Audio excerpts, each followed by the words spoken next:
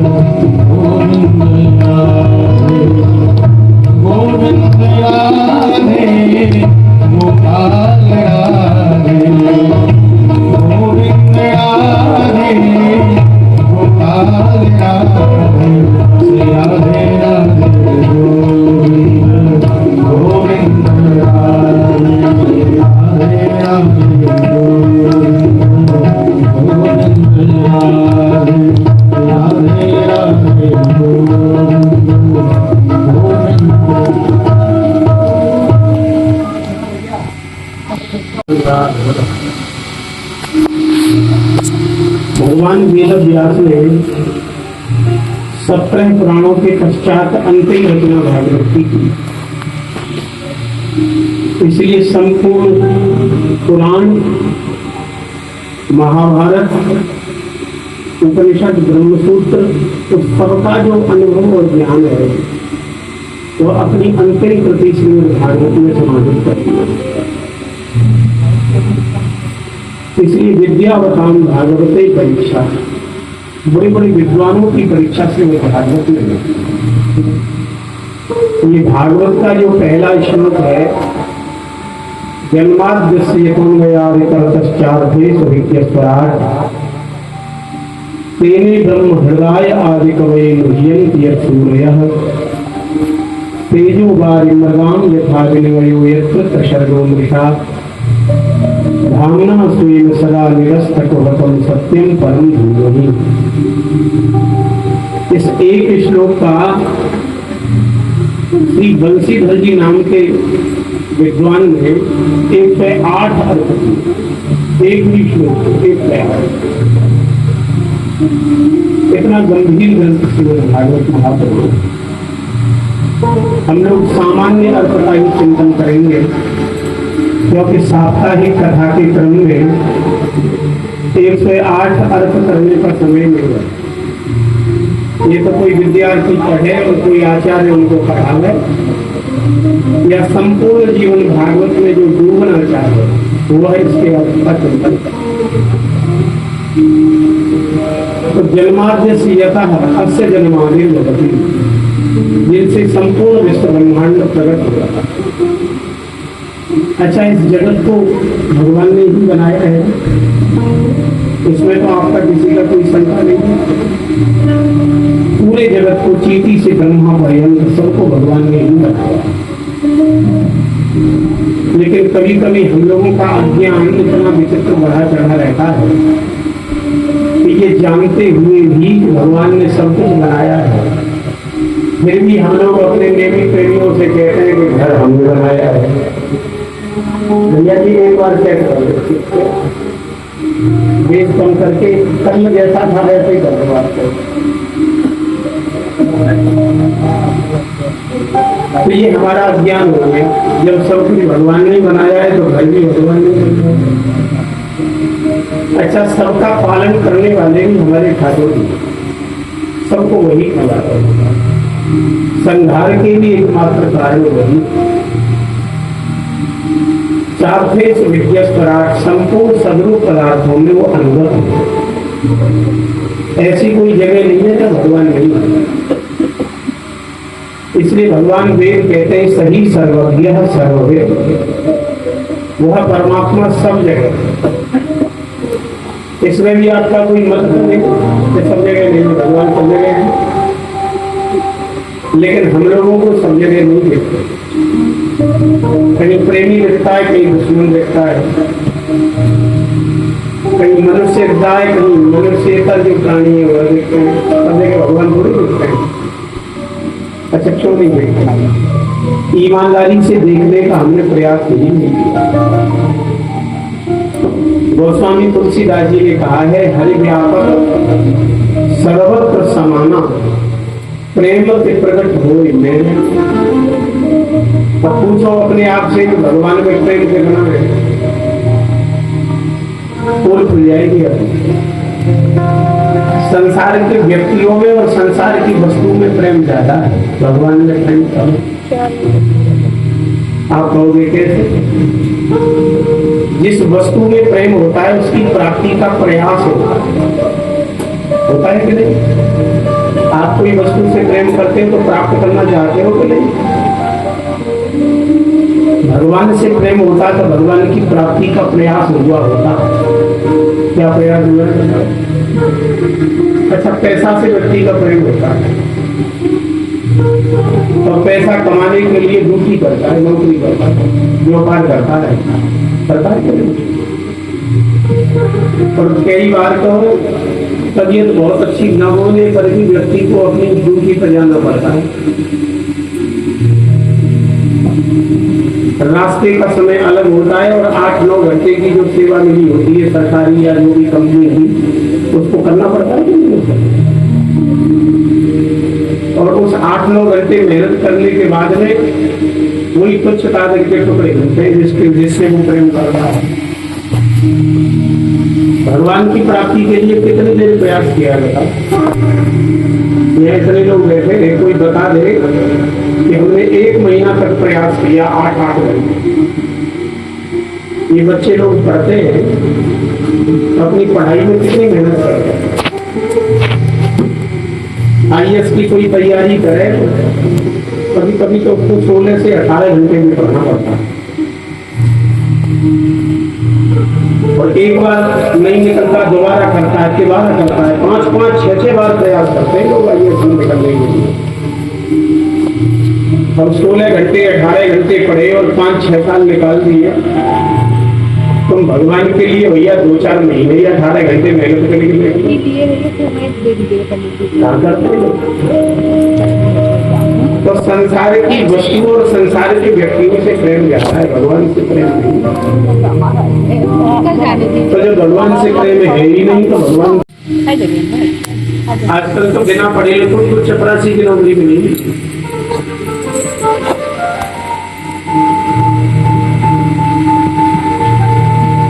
हर चीज में एक आयु निश्चित है, इतने साल का व्यक्ति वोट डाल सकता है, इतने साल तक नौकरी में जा सकता है, ये सब निश्चित है। हमारे ठाकुर इतने कृपालु इतने दयालु है कि उन्होंने ना आयु निश्चित कर रखी है अपनी प्राप्ति की, न योग्यता निश्चित कर रखी है अपनी प्राप्ति की, न किस आरक्षण है कि इस जाति का इसमें भर्ती होगा, इस जाति का भर्ती नहीं होगा। ये भी कोई योग्यता भगवान ने निश्चित नहीं कर रखी है। किसी भी आयु के हो, किसी भी जाति के हो, किसी भी योग्यता के हो, अगर भगवान में प्रेम है तो भगवान प्रकट हो जाए। बस चाहिए उनके प्रति प्रेम, हृदय से एकदम निश्चल भाव से प्रेम। जो जहां कर लेगा भगवान उसके सामने।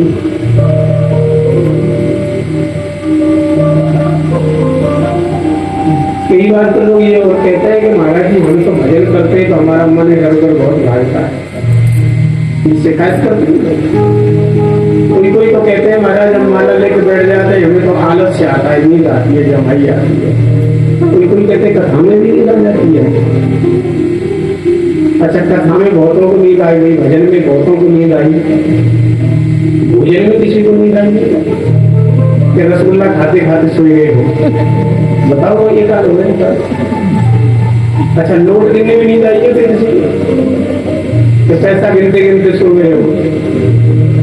नींद आ भी रही होगी ना, बढ़िया नई नई गड्डी मिल जाए आपको, 10-20 गड्डी, और कह दो कि ये जितनी गिन लोगे तुम्हारी हो जाएंगी तो नींद भाग जाएगी।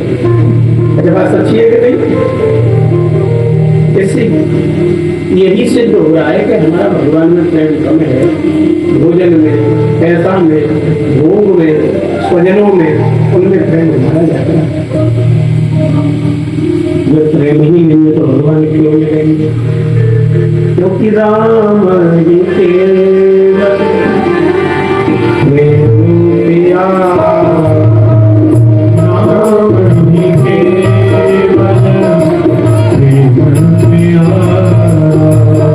राम जी केवल प्रेम पिया,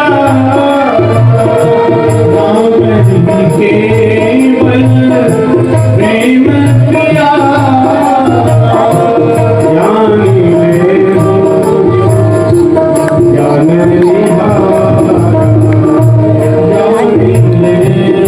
प्रेम पिया,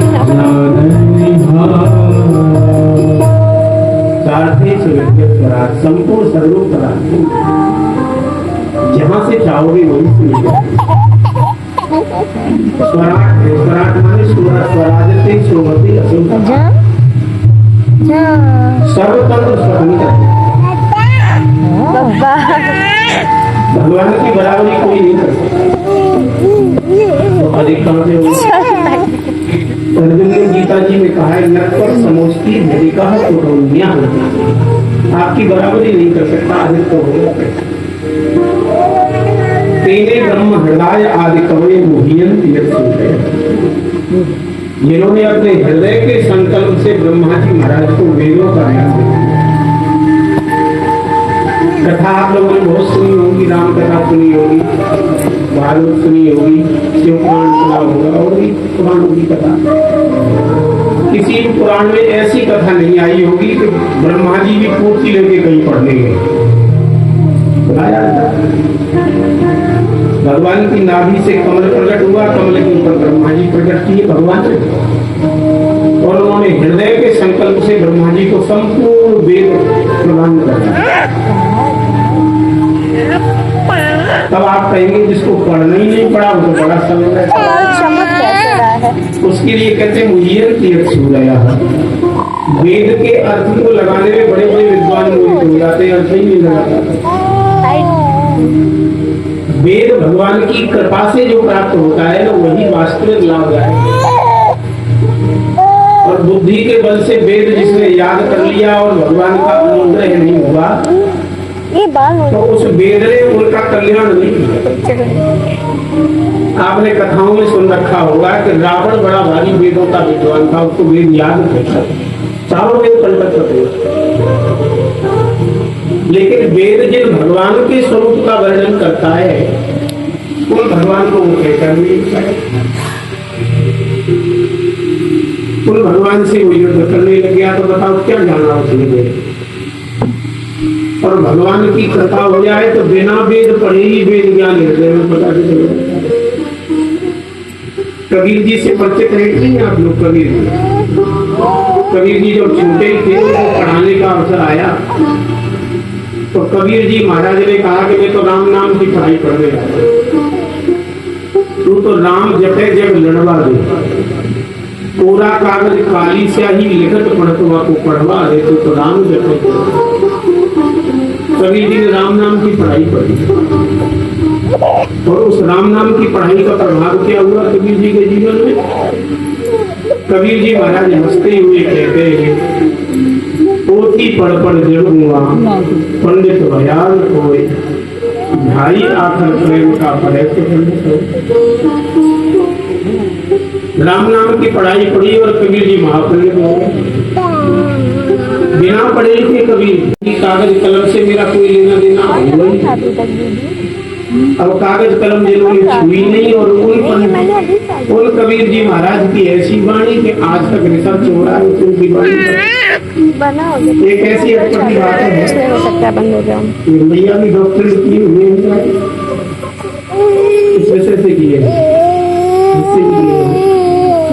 तो डॉक्टर जब करते हैं कि उसकी रिसर्च होता है, किसी एक विषय में गहन चिंतन, और चारों तरफ से उस विषय में जो तत्व संबंधी उसकी पोषण होता है, उस सबका संग्रह करके ग्रंथ का निर्माण होता है, पुस्तक छपती है, फिर उसको कुलपति राष्ट्रपति सब जगह उसको स्वीकृत करते हैं, फिर उपाधि मिल जाती है डॉक्टरेट की।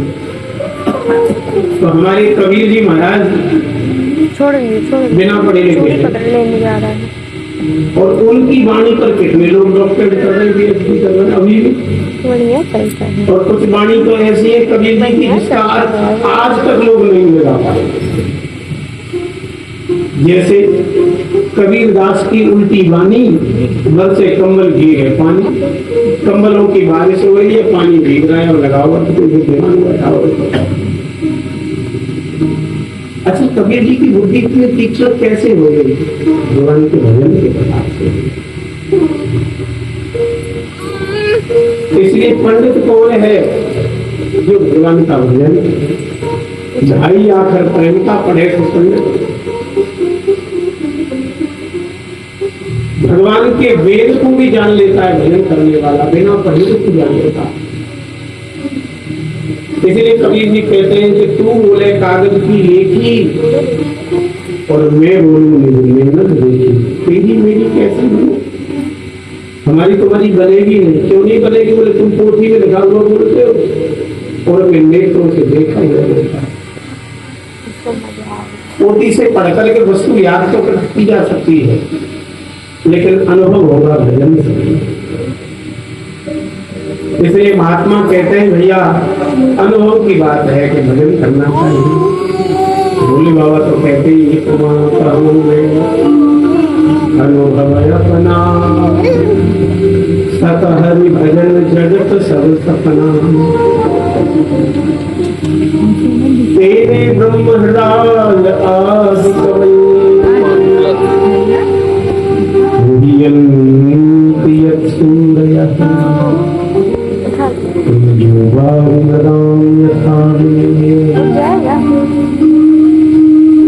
यत्र सर्गो धामनासेन सदा निरस्तत्वकम् सत्यं उन तीनों गुणों से जो परमातीत तत्व है, ऐसे उन परम सत्य भगवान का हम सब ध्यान करते हैं। भागवत के दूसरे श्लोक में अनुबंध चतुष्टय का निरूपण किया है। प्रत्येक ग्रंथ में 4 वस्तु होती है। अधिकारी, संबंध, विषय और प्रयोजन। इस ग्रंथ में किस विषय का प्रतिपादन है? कि विज्ञान का है कि अंग्रेजी का है कि गणित का है, सब रहता है तो इसमें किस विषय का प्रतिपादन है? इसका संबंध किससे है? माने इसका अधिकारी कौन है? कोई भी पुस्तक छपती है तो उसको एक निश्चित किया जाता है कि ये इतनी क्लास में चलेगी। 5वीं वाली पुस्तक 5वीं में, BA वाली BA में, MA वाली MA में, ऐसे होता है।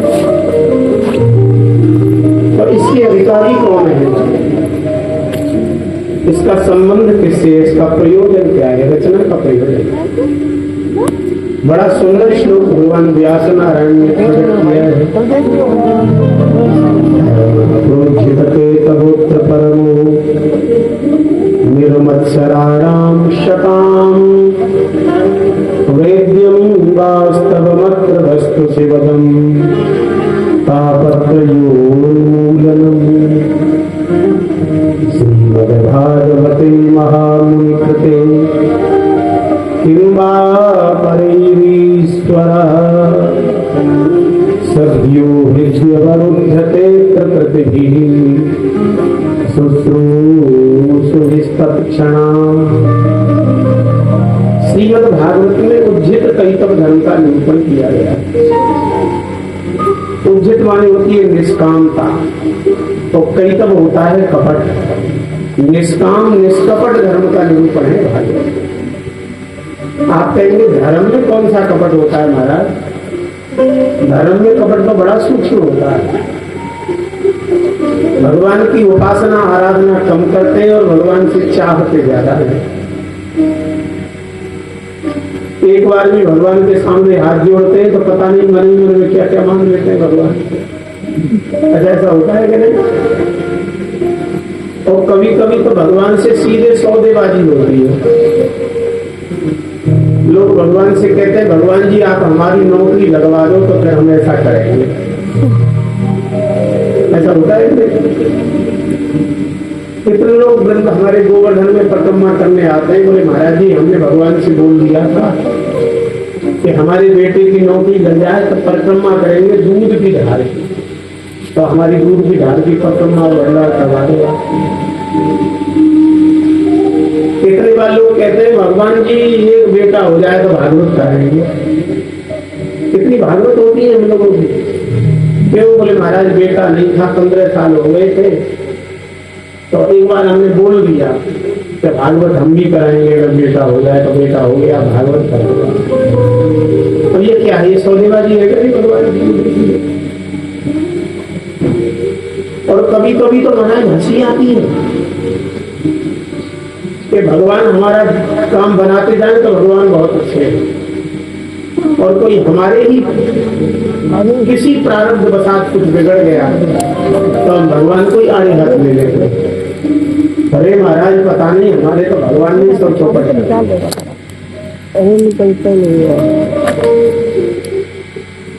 ये धर्म में कपट है। अच्छा भगवान ने हमें न दिया हो ये जो मनुष्य आका हम मनुष्य के शरीर के रूप में बैठे भगवान की कृपा का परिणाम है। क्योंकि पूरी शक्ति में मनुष्य ही मनुष्य तो है नहीं, और भी प्राणी है। टीका कीटी कीड़ा मकोड़ा सुगर कुत्ता गधा घोड़ा पशु पक्षी है कि नहीं? अच्छा भगवान ने हमें न पशु पक्षी बनाया, न कीड़ा मकोड़ा बनाया, मनुष्य बनाया, भी उनकी कृपा है। या इतने लोगों में से कोई एक व्यक्ति बता दो कि अपनी योग्यता के आधार पर खिलाने वाले को भी धन्यवाद कहा जाता है। ऐसा देश भारत है।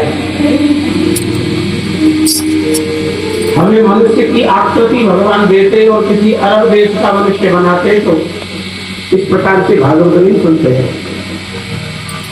भारत में ही किसी नागालैंड, त्रिपुरा, मिजोरम, मणिपुर किसी जंगली क्षेत्र का बना देते तो ऐसे भागवत नहीं सुनते। मनुष्य भी बनाया तो धर्म प्रधान क्षेत्र का मनुष्य है। रहने के लिए भूमि भी, जिस एक एक इंच भूमि के ऊपर भाई भाई झगड़ते हुए देखे जाते हैं। बंटवारा हो जाए और टेढ़ी दीवार हो तो टेढ़ी ही रहेगी, किसी भी होने नहीं देता भाई इसको करे। और जबरदस्ती करे तो लाठी डंडे भाई भाई में मार देते हैं और कोर्ट में मत जाए। अच्छा ऐसा होता है कि नहीं? तो भगवान ने हमें निःशुल्क भूमि देने के लिए दी है। आप हम सब जमीन पे ही रहते हैं कि नहीं? ये भगवान की दी हुई है। कोई कहे महाराज हमारे नाम से तो 1 इंच कहीं जमीन है नहीं, नाम से हो जाए तब माने हमारी है। तो भैया तुम्हारे नाम से हो जाए तब भी तुम्हारी है, नहीं नाम से हो जाए तो भी जमीन पे ही रहोगे, आकाश में बजाओगे भी रहेंगे। अच्छा किसी का 1000 एकड़ भूमि में नाम अंकित हो खतरा खतौनी में, और किसी व्यक्ति का 1 इंच जमीन पे नाम नहीं हो तो उसको जमीन से भगा तो देगा नहीं, रहेगा जमीन पे। और जब मर जाएगा तो 1000 एकड़ वाला भी भैया जितनी जगह मिलेगी ना जलने के लिए गलने के लिए, उतनी जगह बिना जमीन वाले को भी मिल जाती है। अब बताओ भगवान की तरफ से कौन सी भेदभाव किया है? ये तो हमारा अज्ञान है, लिए हमारी लिए तुम्हारी रहने को भूमि दी, पीने को जल दिया, खाने को अन्न दिया, जीने के लिए निःशुल्क वायु दी। अच्छा एक विनती करें आप सबसे, जो ज्यादा जरूरी है वो ज्यादा सस्ता कर रखा है, ज्यादा जरूरी है जीने के लिए वायु तो निःशुल्क ही मिल रही है, जहाँ बैठे हुए कमरे के भीतर भी पहुंच जाओ तो भी मिलती है, निःशुल्क मिलती है वो। अब भगवान तो निरंतर हम सबको देते चले जा रहे हैं और हमारी आदत बिगड़ती चली जा रही है, और देव देव और देव और देव। अच्छा कोई ज्यादा मांगे तो उससे कोई प्रसन्न होगा क्या? संत मलुकदास जी ने लिखा है कि मांगे से जगन्नाथ सकोरे साहिब भला न मांगे। मांगने से लोग नाक से कोड़ने लग जाते हैं, अपने निजी संबंधों में खटास आ जाती है मांगने से। साला बहनोई से मांग ले, बहनोई साले से मांग ले और समय पर नहीं चुका है तो दोनों के संबंध विच्छेद हो जाते हैं, बिगड़ जाती है लोगों की। अरे पिता पुत्र की बिगड़ जाती है, पुत्र जानता है कि सब माल मेरा ही है, लेकिन वो पिताजी से बार बार मांगे ना तो पिताजी भी एक दिन कह देंगे तुम स्वयं भी कमाओ कुछ, मैं कब तक दूंगा तुम। धर्मपत्नी तो अर्धांगिनी है, आधे शरीर की मालिक है, लेकिन वो भी बार बार मांगे ना तो श्रीमान जी एक दिन कह देंगे पता नहीं तुझे कितना चाहिए। ये बात सच्ची है कि नहीं?